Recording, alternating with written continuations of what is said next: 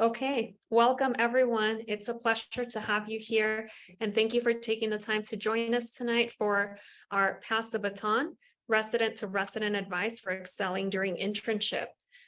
We are really excited about today's program and looking forward to hearing from our outstanding panel of residents and moderators who will be guiding the discussion tonight. I'm Dr. Minerva Romero Arenas. I'm an endocrine and general surgeon at Weill Cornell Medicine. I work in Brooklyn at New York Presbyterian Brooklyn Methodist Hospital, and I'm really excited to be a part of this. On behalf of the founders of the Latino Surgical Society, Drs. Joseph Fernandez More, Dr. Joseph Lopez, Dr. Gesser Ortega, and myself, I want to thank the panelists and the moderators for their time, and you, our audience, for joining. The Latino Surgical Society was established to cultivate, nurture, and support the advancement of Latino surgeons. This webinar falls right in line with our mission, and we hope that you'll gain a lot of knowledge from tonight's session. I want to encourage you to look to LSS for additional opportunities to be engaged and become a member if you have not yet done so. I also want to thank LSS institutional members.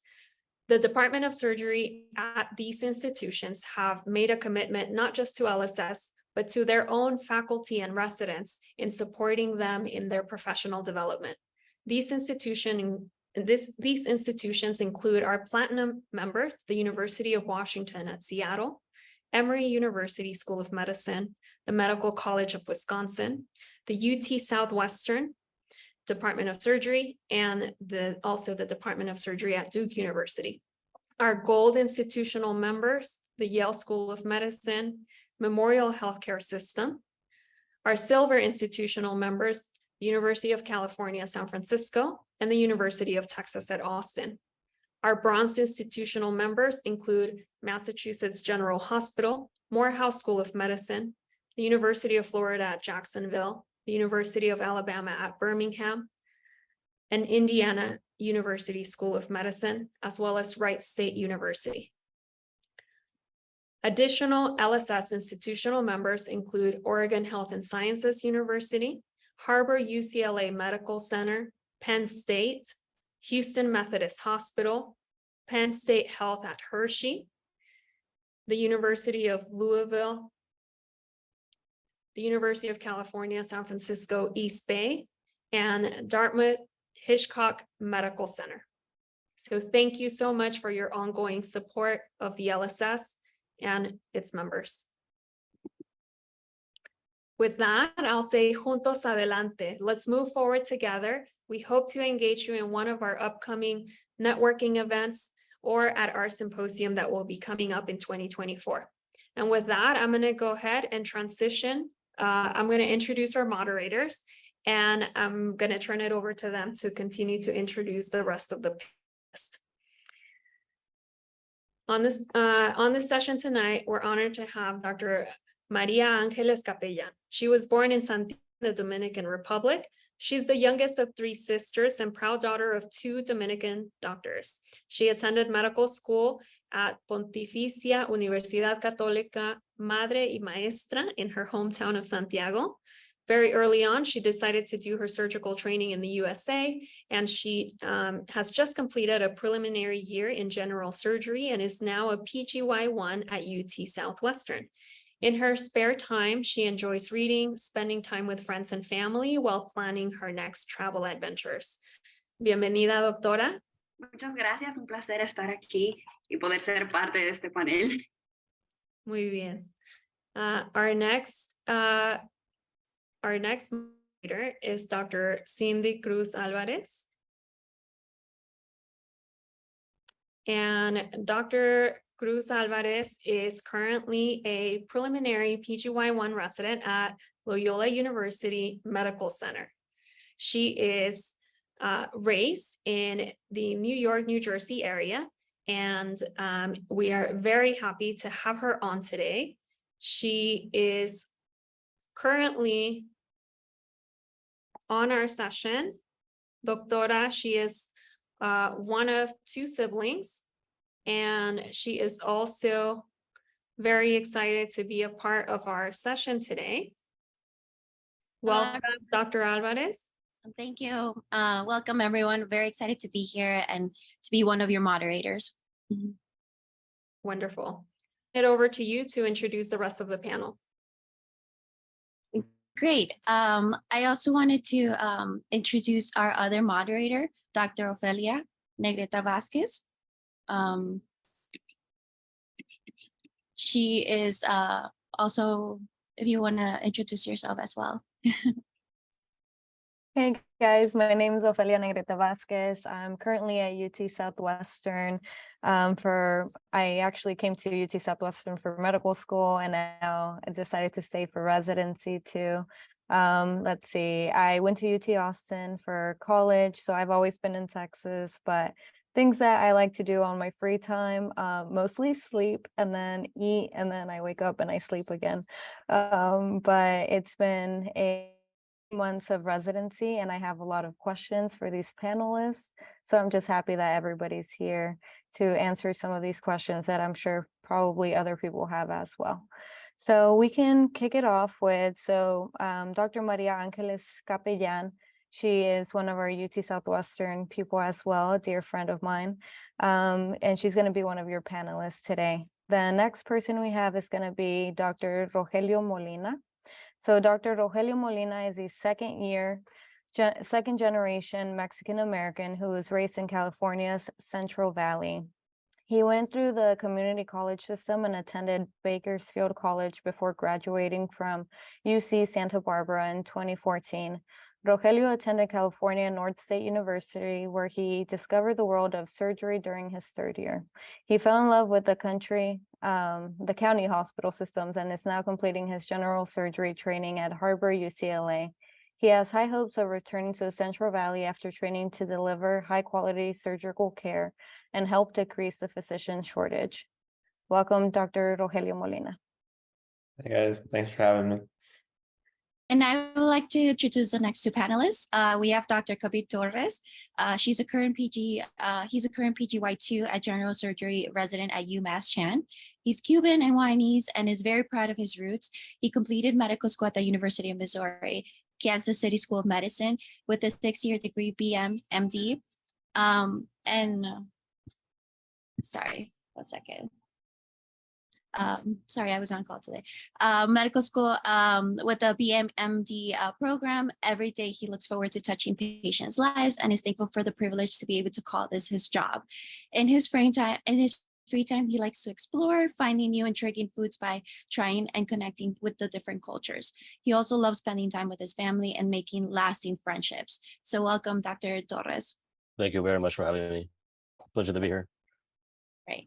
We also have Dr. Cassandra Villa, who is a current second year general surgery resident at MedStar, Baltimore. She completed her undergraduate and medical school in her hometown and the University of Arizona in Tucson. She is a Mexican-American and native descent and the first doctor in her family. Her surgical interests are primarily in trauma and ACS. However, she also finds endocrine surgery and cardiothoracic surgery appealing. For now, she's taking time to enjoy herself in the residency and keeping an open mind before deciding on any fellowship plans. Outside of work, she enjoys exploring the Baltimore food scene and hanging out with her co-residents. And what she most misses is the homemade tacos. So welcome, Dr. Villa. Thank you for having me here.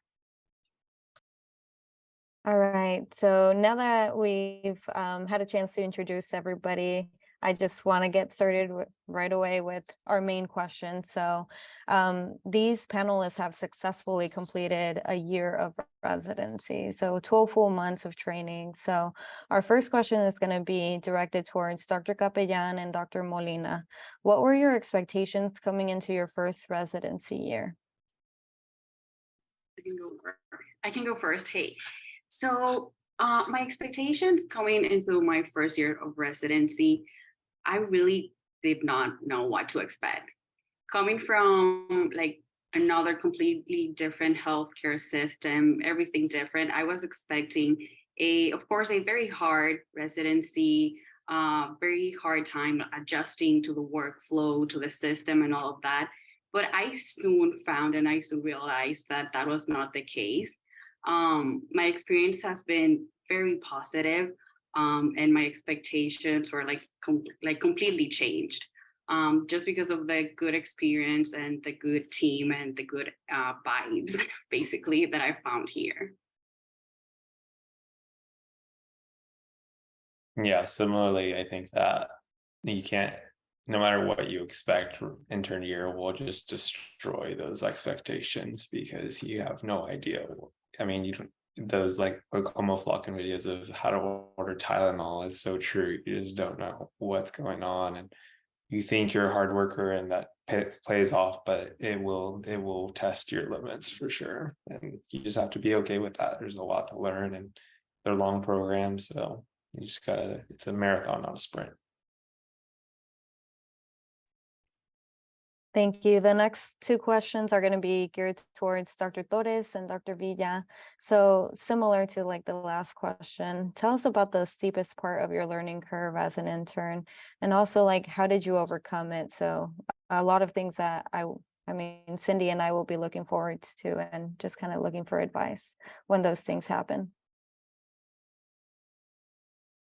Yeah, so probably the steepest part of the learning curve for me was, you as a medical student, you're determining plans and whatnot, and you're running them through with residents and attendings. But a lot of times, whether or not your program allows you to be a consult resident early on, or maybe if it's in your 2-year, regardless, a lot of the plans that you're creating are impacting patients then and there. And a lot of the things, the orders that you're putting in are having a direct impact at that moment. So learning how to manage, all these new responsibilities, and also on the flip side of that, how to manage these responsibilities and stay sane while going through all of this, and not trying to pull your hair out with every new order, like Dr. Molina said, like ordering Tylenol your first day, you're so worried. So definitely understanding how to progress step by step and creating goals for yourself each month. And these are things that, you have these skills already through medical school. It's just learning how to apply it to residency. I think for me, the steepest learning curve was time management, because you think you have a good handle on time management in medical school, but you don't realize how much time you actually have. And then you become, this member of a team. And I feel like arguably, I look at, the intern as one of the most fundamental members of the team, because you're the one doing a lot of the, the stuff that needs to get done to keep, patients progressing through their care. And, you don't realize that you think you know how to structure your day pretty well, but you're the one putting in all the orders, doing all the notes, checking on all the patients again in the afternoon, advancing their diets. If you're missing something, at the end of the day, you're like, oh, that person didn't get to eat, or this person didn't get their NG tube removed. And you can feel like the burden of time, because it's not that any one of these tasks is overtly difficult. It's just the number of tasks that you have to complete, especially when you get the time to go to the OR and you're trying to manage these things in between your cases. And it becomes kind of an in and out of work thing, because you go home and your time has to also be partitioned up into studying, eating, feeding yourself, sleeping, and then doing research if you do research on top of it. And so really time management was the hardest thing I had to learn to adjust to. So Thank you for sharing all of that. Now we know that becoming a doctor can be a very challenging transition. This can be emotional, can have an emotional toll at times, especially on on us as interns, along with the physical toll from a heavy workload. So this question is going for Dr. Capellan and Dr. Torres. So tell us about one of your highest and lowest moments, and how you celebrated or overcame these moments as well. So yeah, I can tell about one of the lowest moments of my last year, my residency. Exactly this time last year, it was my burn rotation. Actually, Ofelia she was doing her sub-I at the time. So it was one of the lowest times of my year, just because the rotation in itself, the volume of the patients, the the amount of patients and the critical illness of all the patients and the stories and all of it, it's very emotionally like draining for us, and I struggled with that. And I would say that what got me through it, or things that I did to overcame that I would say relying on the team. Ofelia, she's like witness to that. So just like relying on your team, and then making time. You're gonna feel like you don't have time to decompress, do stuff that you like, that you want to do, but you have to make yourself make that time, because if not, you're gonna go crazy and it's not gonna be good like for anyone. So just like making that time, like after getting out of work, just making a call back home, making a 5-minute FaceTime call to my sisters, to my mom, that made me like go through it and come out sane. Yes, and then I would say for one of my highest moments was when we had an emergency cricothyrotomy that I had to perform, and ultimately that patient was able to come out of the hospital and do very well afterwards. Definitely celebrated with my seniors after that, but I definitely look at my lows more because those tend to strengthen me. I would say one of my lowest times was when we had, and this is inevitable, but we had a lot of residents out on vacation, but also a lot of residents out on medical leave. So we were very, very short staffed. And at that time I was effectively the chief of colorectal as an intern. And I was covering, 2 other services in ACS as well as the MIS service as the intern on those teams too. And meanwhile taking consults and stuff. So I was, pulling my hair out every day and just going home. But, as Dr. Romero said, kind of the theme, juntos adelante, you have to go forward with everyone, with your team, and ultimately you have to rely on others. And I think sometimes, us being doctors, sometimes you can be type A and we want to do everything ourselves, but you have to realize that you have people to lean on. Definitely important to know. Thank you so much for that. The next question is for Dr. Molina and Dr. Villa. Please tell us about a time during internship in which you experienced feelings of impostership. How did you overcome these feelings? So I could talk about my very first intro to intern year. I started off in SICU, which I was dreading because it was my first day ever of internship was on call in the ICU. And I was very scared. And our ICU's a closed unit like most of them. And so I didn't really know anyone for the first month. And then my second rotation, I was on night float. So then by myself. So for the first 2 months, I didn't know anyone. And when I came out onto a regular rotation, I felt just kind of alone because everybody had already made their clicks kind of quickly in terms of my co-interns, and I still didn't know much of the seniors yet. And so I just felt and where do you belong? And it's kind of hard to make yourself vulnerable. And when you're already tired, I don't want to make friends right now. I just want to sleep. But once you kind of take that step and trust people to help you through those things, it's very rewarding. And I think in surgeries particularly, it's such a team-oriented sport, and people have done it. You just have to kind of trust the process. You just have to be okay, this too shall pass. I just need to look up to people who've done it before. I think for me, I'm going to be very honest here. I didn't do the greatest on the outside. I struggled to find time to study, and it was rough for me. And I looked at my classmates, especially the other 2 categoricals that were with me, and they were flying by. And I was just like, is this a me thing? Is this, am I supposed to be here? There was that imposter syndrome that really settled in. And having a very honest conversation with my program director, and her telling me, no, you belong here. I chose you. I wanted you here. You still belong here. And you're not less than, was really what I needed to hear to reassure me, because, in my mind, I'm did they make a mistake? Did they feel maybe they got, the wrong person, and it was really reassuring to get that back from my program director and, feel no, I belong here. I'm supposed to be here. and, just leaning into my co-residents to figure out how I can remedy this and continue to find ways to succeed. The way I was able to overcome it was the same thing, being on nights and having a night where I handled this crashing patient by myself. I was at our second hospital. We didn't have any other, we're the only residents in the hospital, and then the hospitalists are all PAs, and the ICU is covered by PAs, and I was the only MD in the room, and this patient was not doing good, and she was going to crash. And being able to really handle the situation alone really helped me realize, no, I am where I belong. This is where I'm supposed to be, and I'm not an imposter, and I'm doing the job that I'm supposed to be doing. Wow, and Dr. Villa actually briefly touched on our next topic. So as she mentioned, like, we're working every day, but yet we still have to come home and study somehow and find time for us to like do exercise and eat well. So it's a big balance. But I mean, currently I'm also like starting to think about like outside and even step 3. So Dr. Molina and Dr. Torres, if you could tell us a little bit about your study habits, specifically for like absci or even like surgical cases sometimes, and how you found the time and how you prepared the best for those.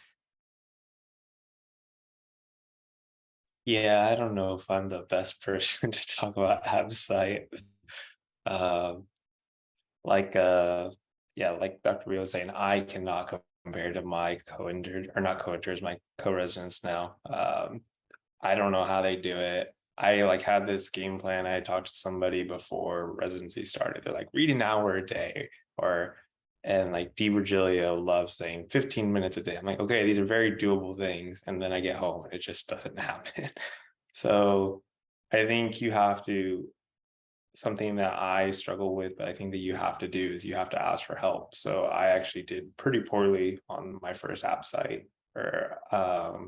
and I had to have like a talk with the medical director or my program director, and like they weren't disappointed at all. But they were just like, hey, like, what can we do to help you? And so they were very engaging in like helping me come up with a study plan and a schedule. And like now they're making me weekly quizzes on TrueLearn. Like, it's like, I didn't know that they would ever do that, but you just have to ask, and those things it's very rewarding when you like put yourself in a position to ask for help and then your team helps you. It's pretty great. Yeah, I actually have a very similar story. I did not do very well on the first app site either. But I would say that, ultimately all of us have ingrained the study habits that we developed during medical school. So those are never going to go away with you. Ultimately, the thing is finding the time. Now, what I started to do this year in my second year is I essentially block out my entire day, like time by time, and I say I'm going to accomplish this and this and this and this. That way that I know, like, if I don't accomplish this, I'm going to feel really bad. So I set out that I'm going to do at least 10 questions a day. It's something manageable, like you were saying, for as Rogelio said, 15 minutes a day, 20 minutes a day. If you can at least accomplish that, you're taking chunks out to ultimately accomplish your goal of being able to study for the website. And I wish I did better, but that's okay. It's in the past. I'm gonna do everything I can to do better next time. Thank you. Definitely very important. Next question. As all know, I'm a prelim, so I have a question for Dr. Capellan in regards to the prelims present. Can you talk about your experience and how you improved your application for a successful match? Also, what kind of programs you were looking into, or any specific pearls you can share with the audience? Of course. So my experience as a prelim is also my experience as an IMG MD here. So I can tell you that, first of all, I'm going to be honest, it sucks. Just because you have like this constant feeling every day that even if people tell you that it's not, every day is an interview. And even like my program director told me like, no, that's not true, blah, blah. But like deep down in my mind, like every day I felt like that. So that's like something that you'll need to like work through every day. But I can tell you what I did to improve my application. There's also not also that much time. You will only have like 2.5 months to be able to like improve your application. So what I did first of all is every time, like the rotations that I had the first day, every time I met a new attending, the first thing I told them was like, oh, hey, I'm Maria, I'm an intern, I'm a prelim, I'm going into Gen Search and I'm applying in a couple of months, just so that they knew and that they like kept that in mind to like evaluate me and all of that. So that's the first thing I did. Also, you're gonna have, work. You're gonna have to work more than anyone. You're gonna be tired, but it's gonna be worth it. And I tried. I know it's hard the first few months, but I think one of the things that maybe made like my second application different from the first one was that I got involved in some like research projects and presentations in those like first 2 months.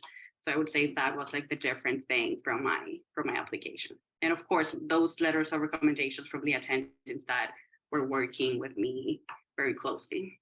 Yeah, it's doable. It's gonna be fine. It's gonna be great. It's gonna be hard, but it's gonna be great.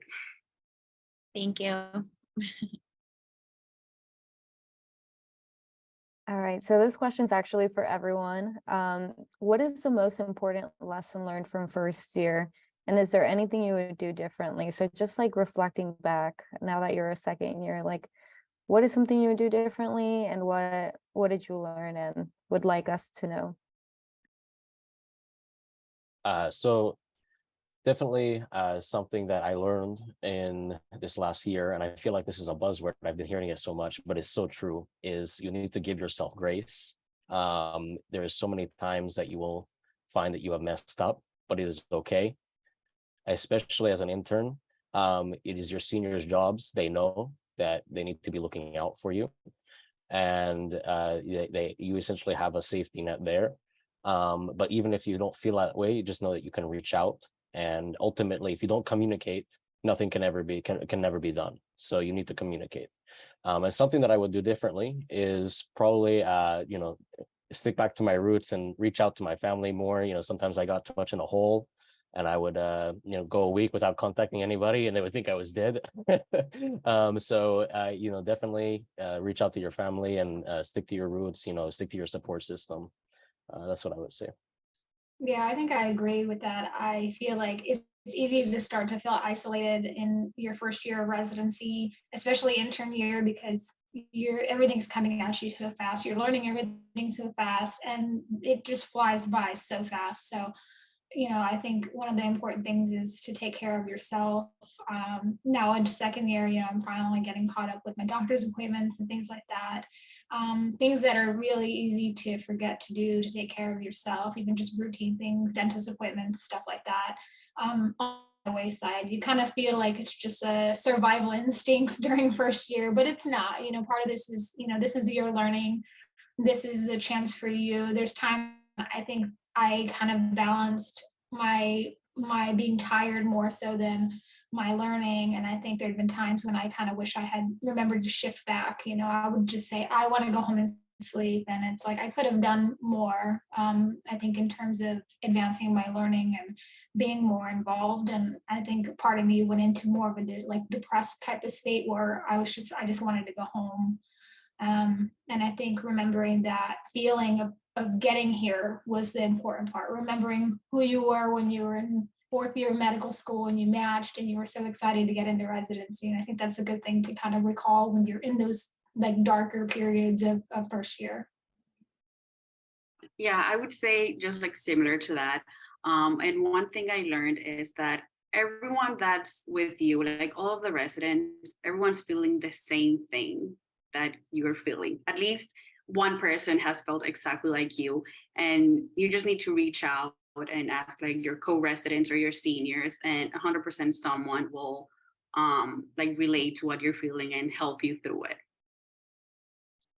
Yeah, I really like what Dr. Torres said about grace. I've never heard that, but I think that applies. I think something I had a really hard time with, and this kind of plays into the imposter thing, is I think I was so fixated on, as a fourth year med student, on like matching into general surgery. Like, can I do it? Like, where am I going to get good training? And I just want to operate, that like intern year was kind of met with like me not operating as much as I thought. I was like, man, am I ever going to be a good surgeon? Like, this is going to, like, I don't know if I'll be able to do it. And I was always so critical of myself. And then like coming into second year, you're like, oh wait, I do know how to do this. Like, I think I wasn't operating, and everybody's got their own case numbers, but that doesn't matter, because you're going to learn, and everybody's been through it. You just got to go through the process, and don't be hard on yourself, because you will learn, and you just gotta trust it. Just you'll figure it out. I promise. Thank you for sharing all of that, guys. I mean, something similar, I think, in this regards, like, I fortunately have not had that experience yet, in the sense of like having somebody die, one of my patients. But I guess I always like wonder, like, how am I going to deal with this? So is there any like words of wisdom in regards to how you gave yourself grace, and what sorts of things you did to be able to come to terms with when things like that happen? I had a moment when I was on my ICU rotation last year where I had a patient pass that I didn't expect it to happen, and I took it pretty personal, because I was the last person to see her and check on her, and then I thought we had our good like conservative management for her, and that wasn't working for her. And I had to be the person to call the family, because everybody else was working on her, and they were, like, hey, you call the family, get them here. And then they stopped her code, and she ended up passing, and we had to wait for the family. And I went with my attending to go talk to the family. And I took it pretty hard, and I felt like maybe, there was all these what ifs in my head. I was like, what if we had just intubated her and wronged her? What if we did something wrong? What if we could have done something different? And I had a pretty good conversation with my attending after that. And, we were like, hey, we're a team. We discussed this on rounds for the last couple of days, and this was the management we went with. And I really think that we still made the best decision based on everything that we had considered. And that reassurance from her, and being able to discuss with her my feelings of processing this, were the things that helped me come to terms with what had happened. So. Great. We have one more question for, we'll open up it to everyone. Can you tell us, as Latinx in surgery, the hashtag I look like a surgeon, can you tell us about how your identity shapes your experiences when it comes to your patients and your co-interns? So yeah, I would say being like Latin, it's like a very big part of my identity. And I've been lucky to be at a hospital where we have a lot of like Latin patients. And I feel that we have a few hospitals. One of them, we see like most of our patients are like Hispanic. So I feel that I identify more with the patients at this hospital, and it's every day at work, it's great, it's a joy. But working with these patients, like that, I feel like fully I identify with them. They remind me of my family back home. It's like a different experience, and it makes everything so much better. I'm sorry. All right. So I don't have a large, like where I am, we don't have a large, Latin American population in the hospitals that I serve. And kind of makes me sad, because it makes me miss home a lot. It makes me wonder, when I'm done with training, I definitely want to go home and serve my community, my population. But when I do have patients that I can identify with, it does help me. It does make me feel a little bit, it makes me feel a little bit more joy that I know that, I can relate to them. I can bring them some familiarity. So, but I wish I had a little bit more of that population nearby that I can take care of. Yeah, definitely very similar. I definitely like especially in Massachusetts, we have a lot of a Latino population here. So I feel a lot of the time when I'm taking care of these, it's like I'm taking care of my abuelo or my abuela. It's very, it's like family, you know. So I really appreciate that. And I have something. I guess what I would want to say most importantly is that a lot I feel of the like Latinx community in medicine, and I experienced this a lot as a medical student, is for whatever reason we are always defaulted as the translator. And please, if you are not comfortable with that, make it known. And if you are, then that's totally fine. Get the certification as well, just so that it's legally appropriate. But just, all the time, I feel like everybody always defaults, oh, Spanish, Spanish. Oh, okay, you can talk to the patient then, but make sure that, you feel comfortable doing that, because I truly believe if you can speak, English and Spanish, but you can also speak the medical version of both of those, you speak 4 languages easily. So I definitely, that's one of my big points I'd always try to make. Yeah, and the last thing that I wanted to mention is that at least like personally, as like first like female in surgery and then like Latin person in surgery, sometimes at least at the beginning I struggled with feeling like I belonged in the system and that I belonged here. But we do.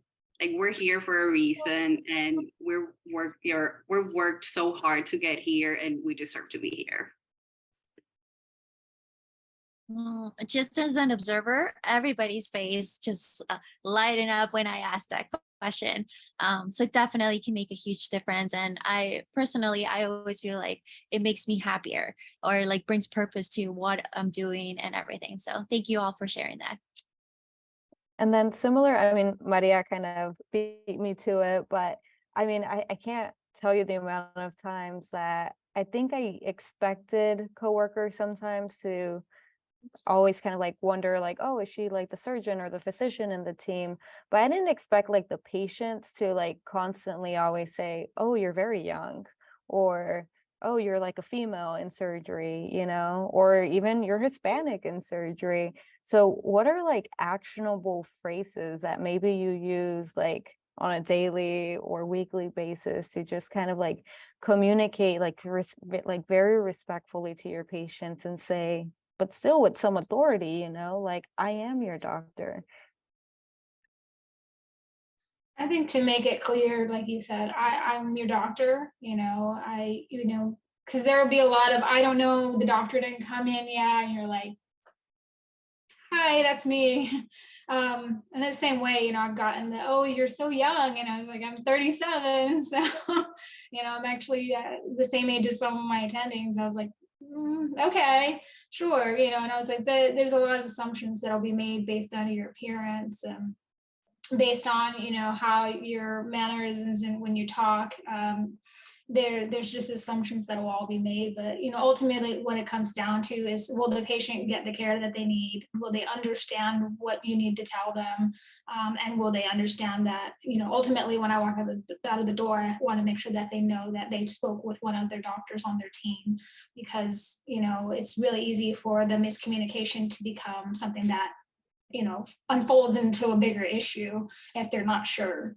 I get this all the time in the ED this year. I'm seeing all these consults and they're like, oh, the nurse is here, hold on. And I'm like, I'm with the surgery team, one of the doctors on the surgery team. So, but usually they're pretty receptive after I make it clear like that. And, the rest of the assumptions kind of drop, so. Thank you. Now we're going to open up if anybody in the attendance has any questions. This is the time for you to speak up, or if you want to write it in the chat, we can read it for you.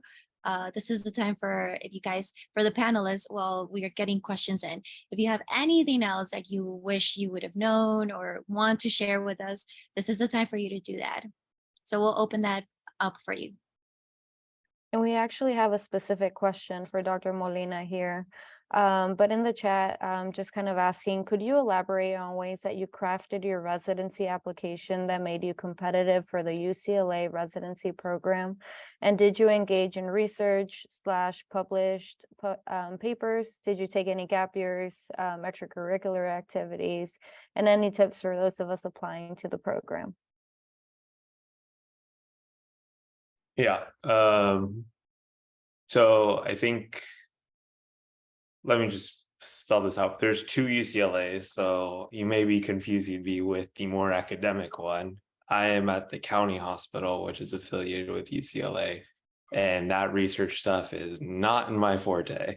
I really like the county system, and I think that when you're in medical school, you really have to decide what type of surgery you want to practice, like community versus academic versus something in the middle. I knew I didn't want to do academic, but I liked the idea of a high volume center that academics brings. So there's, at least in California, there's a couple of hybrid programs that blend the two. So Harvard UCLA blends has like UCLA faculty, but it's a completely different hospital. And we rotate at UCLA, but it's not the same hospital. They have their own surgical residents. So in terms of how I got my application ready for that, I knew that's what I wanted in terms of that type of experience. So that's what my application reflected. My research was very minimal. I went to a fairly small like medical school that, it was not a big name. And I think what really carried me, which is still carries me to do well in the program, is like my work ethic. And with any type of county programs, it's really like, can you pull your weight and help the team? And that's something I really liked. And that's what I kind of demonstrated in my application, was through community service projects or my letters of rec, things like that. And it looks like we have another question. How does your schedule look like in intern year? And if you could break it down day by day within 1 week, I would appreciate that. So maybe let's have Dr. Torres take it. Yeah, happily. So intern year, you're coming in earlier than everybody else. You're coming in to get sign out first from the overnight team, depending on if you have night float and whatnot. Regardless, there'll be someone over call. But you'll take your sign out, you'll start prepping your list. Typically for me during my intern year, that was anywhere around like 4:30 or so. You'd come in and prep the list. Typically we would round around 6. And then seniors would go to their cases around 7. And at that time is my time to start putting in orders, making sure that orders are all in. And that's always the primary focus, before notes and everything. Get the orders in so that people who need to eat, they can eat for the day. People who need medication changes and whatnot, TPN change, all that stuff is done early in the day. And then you start working on notes. And then ultimately you're just answering pages the majority of the day. From the nurses, our wonderful nurses. And aside from that, essentially, most of the time your day would end around like 6, depending on, how much extra stuff you have to get done. If you have a night float system, that's great, because most of the time you can just sign out and give it off to the night person. I always try to make sure though, like if there's a little bit extra stuff that would have to be passed off, that I would stay a little bit later. So that then they're not too engorged with work overnight as well, and then just rinse and repeat.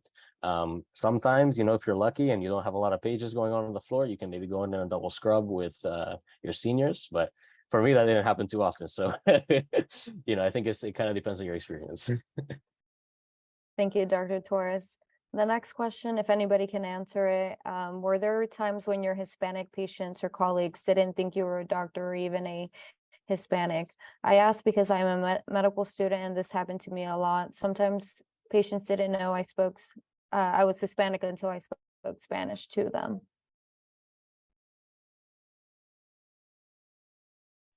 I have a lot of people don't think that I'm Mexican, which is, they're like, your hair is blonde. I was like, yeah, it's called hair dye. But the other thing is I was never raised in a Spanish, my mom didn't speak Spanish in our house. So I didn't learn Spanish. And I took Spanish in school and still didn't get enough. And so the assumption is actually the opposite for me. They're like, oh, you're Mexican when they find out. And they're like, well, you speak Spanish, right? You can translate for us, right? And I'm like, no, I was never raised to in my house, we didn't speak Spanish. So there's the opposite assumption for me. And it's unfortunate because there are a lot of people that are just like, that's the first thing that they think of me as is a tool to be utilized for translation. And I was like, well, yeah, and I would be happy to help and happy to oblige, but I was like, I don't speak Spanish, so sorry. As as surgeons, do you get a lot of face time with your patients, and how do you feel about it, how it splits up?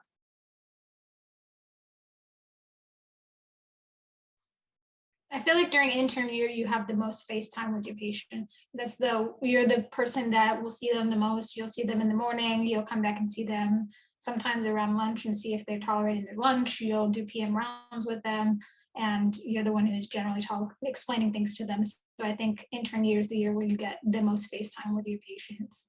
You know, in the second year now, I get to see them one time in the morning, and you know, if there's somebody I'm really concerned with, I'll go and check on them myself between cases, but a lot of the times it doesn't happen as much. And I'll say that what I've noticed is that, typically, as the years progress, you have less and less face time with the patients because your main goal is to learn how to operate effectively and well. A lot of your time is spent operating, but what I've noticed is that a lot of the attendings, once they're in that attending role, and a lot of the stuff is, if you're at an academic program, and a lot of the stuff is left for the residents to do, a lot of them come by and they round on their patients, at least our attendings, they could round on them like 2-3 times a day. So, it's ultimately however you want to craft your practice once you're an attending. In residency, definitely the intern is the absolute face of the entire team, because they're the ones seeing you, day in, day out. So, but as time progresses throughout residency, you tend to spend less time just because your priorities are a little different, because you need to know how to operate effectively. Our next question is asking if we feel like not having any sort of publications is a deal breaker when applying to academic programs. So the first time I applied, I didn't have any publications. I had like research project presentations, but not like publications per se. And I'm here, so I don't know I wouldn't know if it's a deal breaker or not, but in my experience, I don't think it is. And I think, I don't think the research or the type of research necessarily is, helps or hurts your application. Or, I mean, things can always hurt your application, but I don't think it necessarily helps. I think when they're looking at research, they're just looking to see, can you take a project from point A to point B?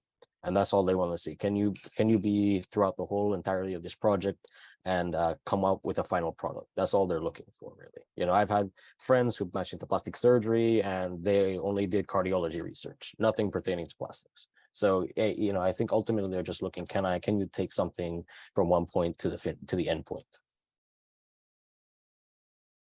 Thank you, Dr. Torres. Another question we have is, can you touch on mentorship in medical school and during residency? Has your identity influenced who you have reached out or chosen as mentors?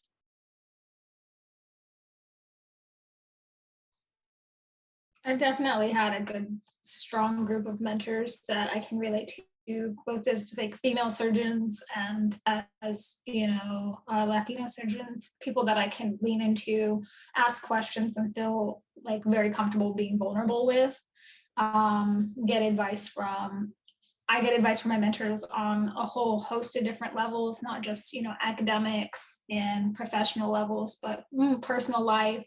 And I think having these people in your life, especially going into residency, is a very, very good support system that you establish for yourself, because they've been through all of it, and especially if you have people that are in different levels of training, it helps you, because some people are going to be more equipped to be able to tell you, and immediately relate to the things that you're going through. And some people can relate to what you're going to experience in, 10 years. And having those people help set expectations for you and guide you are really important in this field of work. I don't think, I sometimes don't talk to my mentors as much as I want to, but I definitely stay in touch with them, because I know that, in 5-10 years, I'm going to need to ask them, for some advice, or even next year, so. And then our next question is, are there any specific recommendations you would give to fourth-year med students that are going to be doing like audition rotations, and how they can like excel during those rotations? Also, like any sort of like expectations that you know about. Ofelia, can you answer that question? Yes. So Ofelia, she was a sub-I when I was an intern last year, and she did so good that I even told our program director, like, no, you need to keep her. So yeah, I think you could answer. What's funny is I told now our program director, you should keep Maria as the categorical, and it ended up happening for both of us. So, but I think specifically, like, you just have to like really be a part of the team, like take that to heart, you know, like you should want to be seeing your own patients, following them up. I feel like sometimes people don't think that I don't know, like your normal patient that's not going to surgery is not as interesting, but whenever you actually take like that patient and you say that is my patient, I feel like attendings really like notice that.